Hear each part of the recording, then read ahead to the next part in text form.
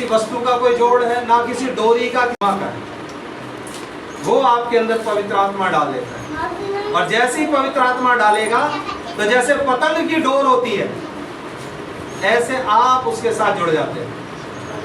Hallelujah. तो पतरस ने एक बात कही कि तुम सब पवित्र आत्मा पाओ, और जब ये प्रार्थना करी तो लोगों के ऊपर पवित्र आत्मा उतर आया, और जैसे ही पवित्र आत्मा उतरा लोग भविष्यवाणियां करने लगे, अन्य अन्य भाषाएं बोलने लगे, भविष्यवाणियां अन्य अन्य भाषाएं बोलने लग गए। अब पावर उनके अंदर आ गई।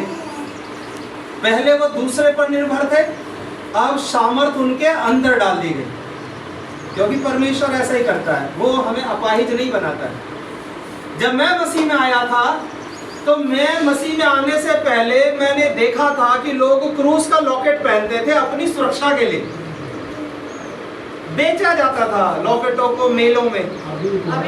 और बड़े मैंने देखा, यहाँ तक कि मैंने तो मंदिरों के बाहर भी लॉकेटों में क्रूस भी बिकते हुए देखा। वो डंडे से भी टांग लेते हैं, 100-150 उसमें क्रूस वगैरह भी टंगे रहते हैं, लोग खरीदते हैं उनको और पहनते हैं, और लोगों को ये विश्वास होता है कि ये क्रूस हमें बचा लेगा।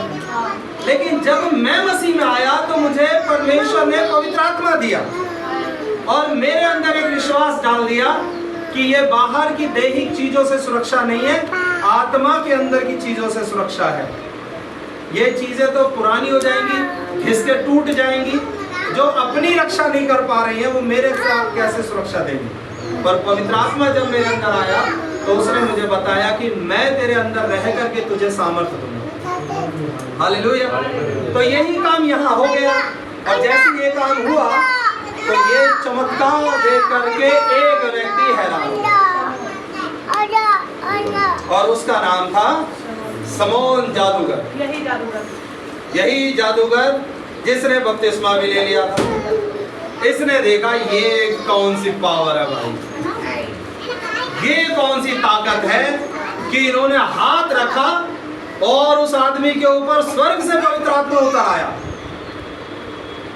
उसने बोला फिलिप्पुस तो कुछ भी नहीं, इन्हें पकड़ो।